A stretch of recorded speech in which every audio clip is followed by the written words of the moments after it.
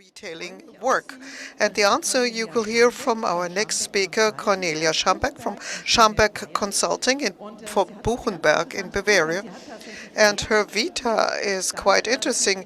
She trained to be a teacher and then added studies in energy and environmental management, and then brought these two types of knowledge together. Being green and being sustainable has to go together nowadays. And we just heard that we're still doing the fine-tuning because she can't find the pointer, but your mic is already active, and we're looking forward to your presentation. Thank you very much. And I can continue with what the previous speaker said. We have to think in different ways. And I first like to take you on a trip to the past. So where does this sustainability issue come from? Is that new? No, it's not new. It's totally old. And would it be enough to buy green products? No, you're not sustainable then. And there are no simple answers, because there are too many factors that come together. And here I have a graph that is symptomatic. You know, we are trying to discuss everything. Everybody has some argument or another saying, is contradictory to what the next person says. And that does bring us anywhere. And no, you don't have to discuss about sustainability. Sustainability has a very wide factual base.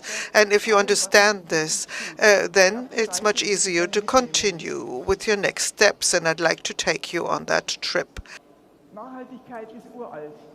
It's a very old thing, sustainability. It was around in the 13th century, in the Middle Ages, and there's somebody who's always quoted about this, Karl von Karlowitz, who was a head mining director, and he said a lot about forestry and said more things that were important, and hardly anyone is aware. You see, at that time, the shortage of wood was a problem for manufacture of iron or of glass. And then people say, well, you can only cut as many trees as there are growing. New trees are growing. And that is a response he had, and it was not only because he didn't have enough wood. He said, how can I reduce the use of wood? Well, insulate your house and use wood more effectively. You see, that's what they said then, and we are now talking about the same thing. And this is why it is so interesting.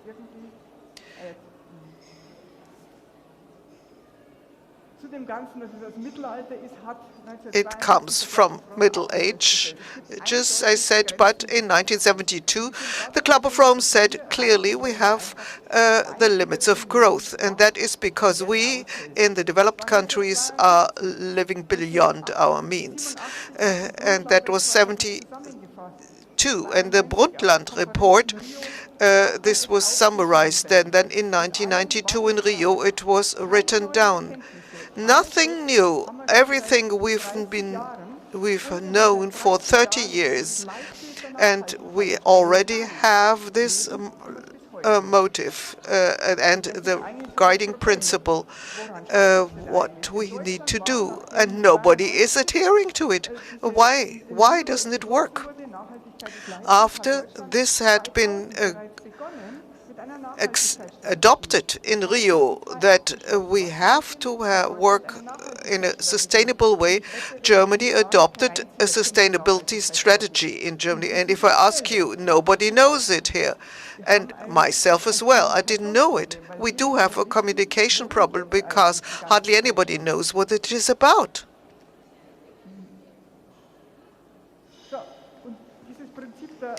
And now this guiding principle of sustainability is most important. It has always been said very clearly, we have to make the needs of the current and the future generations compatible, but then it needed a ruling of the Constitutional Court that this needs to be like this. We knew it all the time, but still nothing has happened.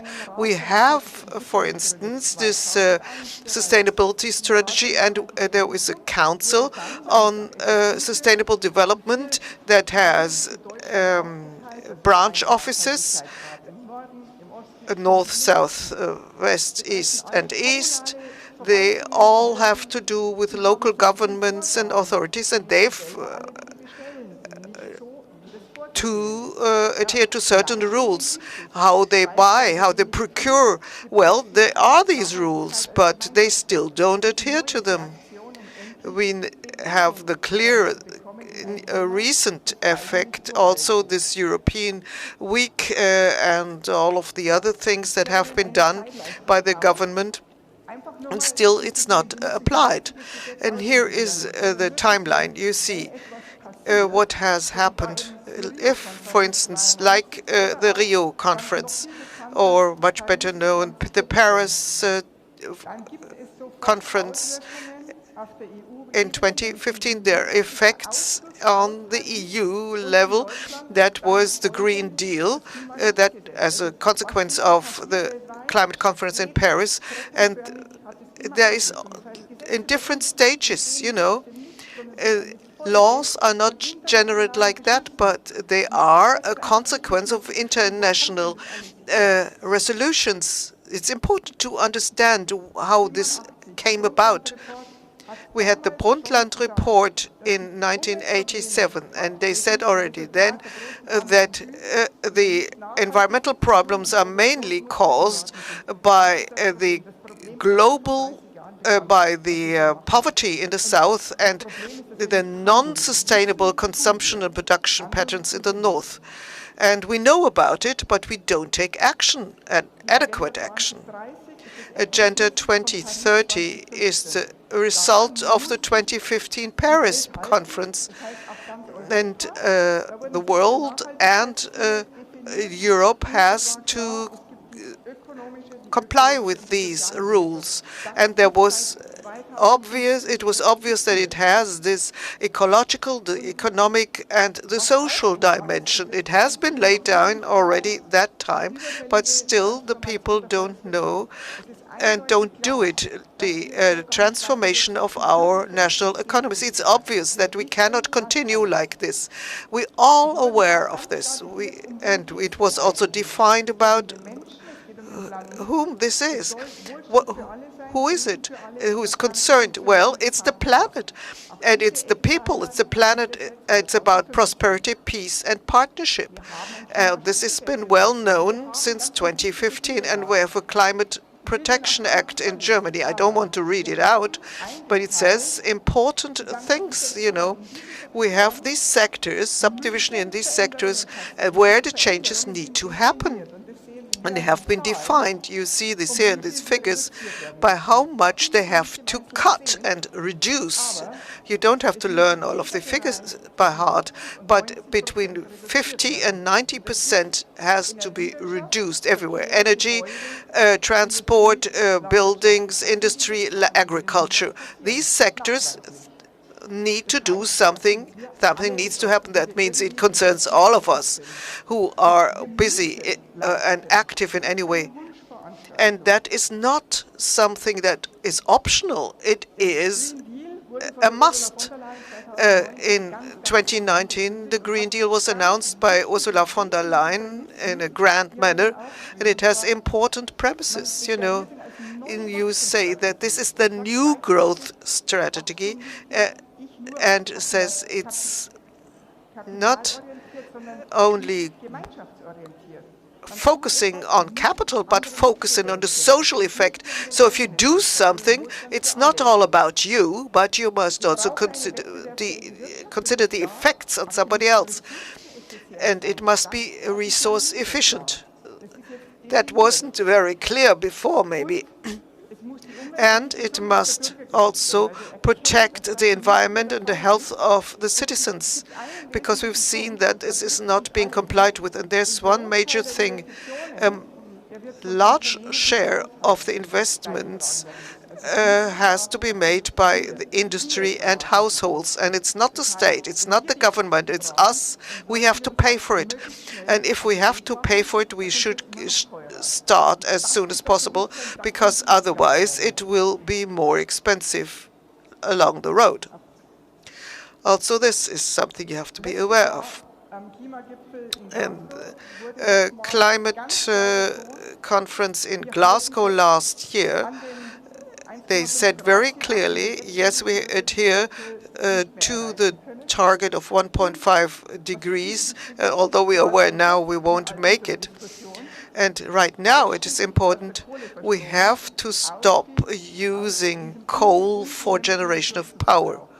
And we may not use resources. It sounds strange what we've been doing the past years, although we knew about all of it and it had been laid down. Important is also this ruling of the Constitutional Court that kicked out the Climate Act, and it said that there is a right of the future generations to get the intact planet, and we are not entitled to use up all the resources. And this new act then has the consequences that all of these climate targets were radically changed, not minus 55, but minus 65%. You see, the same period. That is really a sprint that we have to make right now in order to meet these objectives. And by now, we have massively violated the limits. Also, the external conditions do not admit any longer procrastination. And there is no discussion of what needs to be done. This means, basically, in recent years, all of these rules and legislations have been adopted, but we, the people, do not accept that this is the right way. But otherwise, we do not have an alternative.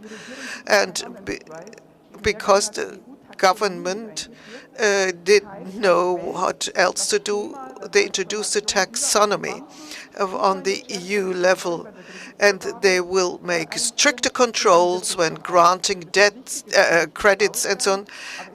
This is important, yes, but it is rather unfair to give this role of regulator to the banks.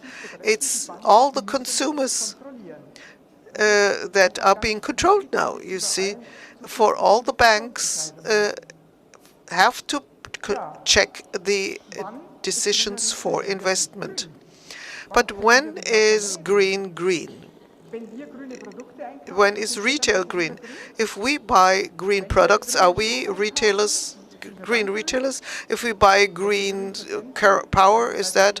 If we use it for transport, or when we avoid extra emissions? Well, no, it's not that simple. There are important parts of it, but it's only steps, individual steps. And I want to tell you that we're only in the first phase. We have to take the first step, but also the next ones. We have 17 goals, and the number 12 says sustainable production and retail modes. And that is what the retailers need to comply with. It is very clearly defined up to 2030. The amount of waste has to be reduced mainly by avoiding it. And the sustainability information must be added about the product, about what you do, how you act in your business. And public procurement try to avoid it. They were supposed to do it all the time, but now they must procure in a green way. And the inefficient subsidies for fossil fuels, which is also a joke actually, has to stop, you see. The direction we have to head in is very obvious here. And what I want to say, what does the government do? Well, they have monitoring in place. What do my authorities do, my agencies? Does it work? Doesn't it work? And this is publicly announced. And in the environmental minister, you can see what the government is doing, where they change their behavior. And I think it's important that the government is being a model here and makes it public so everybody can understand what's happening. Now, what about the retail? If you need to do something yourself because just buying green is not good enough, how do you start? Well, it's a very clear. It's just like an ISO certification. There are clear guidelines. And you start by, you take stock of the status quo. You don't have to have a concept to start, but define your status quo. And then you know, okay, I have so and so much, and I do that and that. And then I have to decide what do I want to achieve? What measures does it take for that? Then you must report. And if you know ISO certification, you know the way this works. And then at the end, you have climate neutrality. What can I do? Will I first balance until my company is working in this way? And once you're heading in the right direction, then you communicate this. If you communicate too early, then you might not be able to make a positive communication about it. Okay, you can also report on your mistakes, but nevertheless, it must be a positive communication. And for this, there is also a clear pattern. That's the greenhouse gas protocol. And this has been introduced in 2006, globally applicable. No matter where you are, each company can use this. And we start with the carbon footprint in our own company. Look at the consumption, at the motor pool.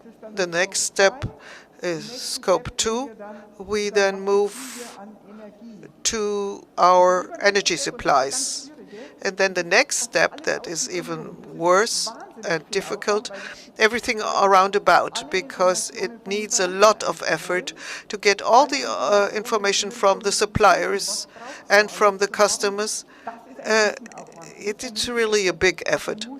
And for this, you need to have a very well working system.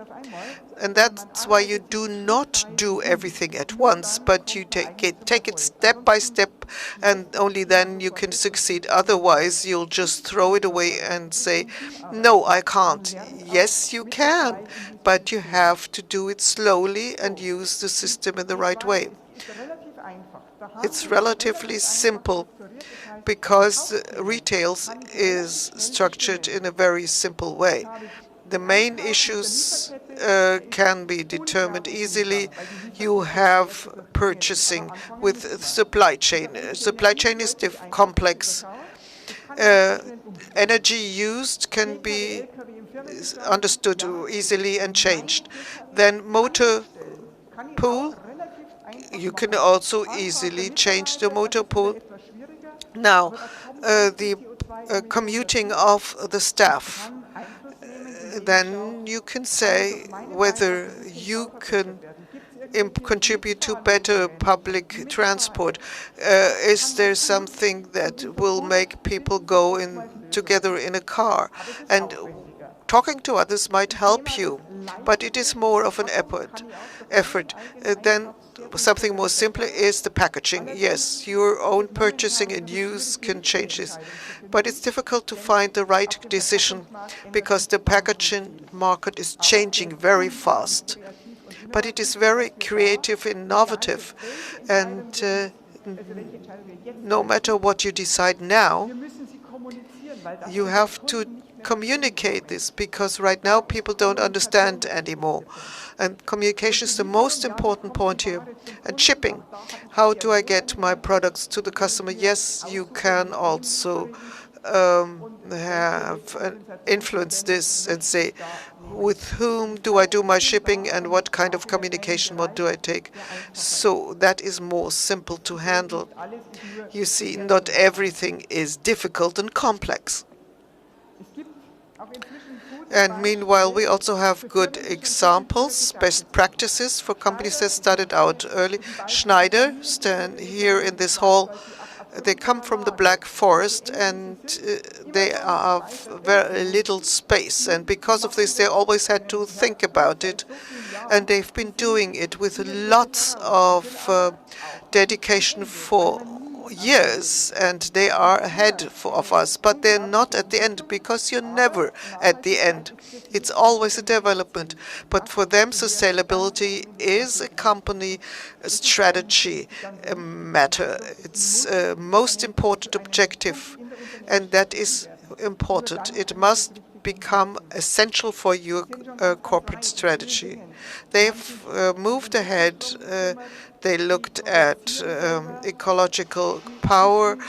They produce themselves, and they know that every plastics part is ground up and reused again. Nothing is left over, and their production chain has been modernized and made more streamlined, and that's a good example. And there's a lot you can do. Then something else, another example, not different industry, food. So change the product. Why does this packaging need a label glued onto it? You can print on it. And the packaging people are doing much here. There are lots of new things, and they have improved. So you always have to be alert and look at this, and there are lots of positive examples. This is where we want to go. This is what we need to achieve. On the one hand, we have organic cycle, and at the end it disintegrates, and then we have the technological circle, and that's what you hear everywhere. It must be repairable. There must be spare parts, and so all the parts must be reused in such a way that you can reuse them in another way. And that is what our life will be all about. Frosch, for instance, and has used this. They're not at the end. They're very good, but they haven't finished yet. And this is what they are demonstrating here in their communicating their brand. They take this step. They inform the customers about where they're heading, and that's what they need to do. I'm almost at the end, and I'd like to urge you once again. Okay, we know we don't have to start any discussions. Maybe only how fast can we improve, but we have been knowing the basis. We know what we need to do. The sector targets are clearly defined. We as a German people have to reach these targets. There's no time to waste anymore. And this against the background that all of this needs to have been done by 2030. So that's not very much. And in that time, you might think about an investment or something, but it must be the right one. So make the right decisions, because time's running out. No discussions anymore. There are lots of opinions, but no, you should focus on the facts, and then your decisions will look different. My decision I've made, and my contribution is, I have agriculture, organic agriculture, in order to make my contribution. So you must find your contribution, what it is supposed to be, but you must contribute. And think about it that humans are the smallest part. And if we don't change it, then everything else will collapse and we just will vanish. Thank you very much for this very, very urgent plaidoyer and pleading. And I don't want you to leave already, but I want to give our audience the possibility to ask questions. Do you have questions? You see that she has a very wide scope. I said it already. You also are consultant for SMEs on how to become greener. And there are small screws you can fine-tune. But to become really green is a long road to go, but we don't have much time. Now, we are here in an industry where people have stationery shops or online selling. Do you have a very specific hint of what can be done very fast for the little shop around the corner? The specific tips was where I said, what can retail do? Purchasing, packaging, motor pool, energy purchasing, and so on. And you must think about, I cannot recommend everybody that they should do photovoltaics because maybe the premises are not suitable. But whatever you do, you have to think about it fast. And if I look at all these very old things, 35 years ago already said no more fossil fuels. We could have invested in all of this already, but now we've got to. And it's not a question of price anymore, because everything you do now is cheaper than it will be next year. And so it doesn't really matter whether it's a sensible packaging or whether you switch over to electrical cars. There are all kinds of varieties, and there is nothing lump sum. You must say, look at your company and see where are these points where I can change. But this was the 6 points I mentioned. You have to think about it. Well, Ms. Schambeck, before we move on to the next speaker,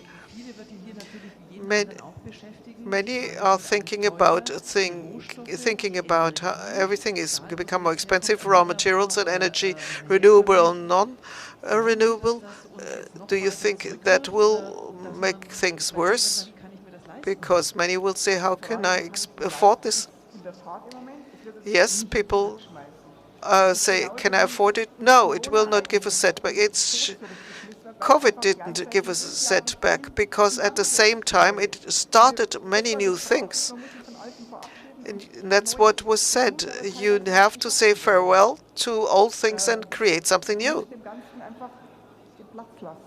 And let it grow. Admit it. You may not think that you're taking one step back and everything will be as before. No, the old is not worth keeping. You have to take a new step forward. And whatever you invest in towards these targets is the right thing. The energy costs are the most expensive right now.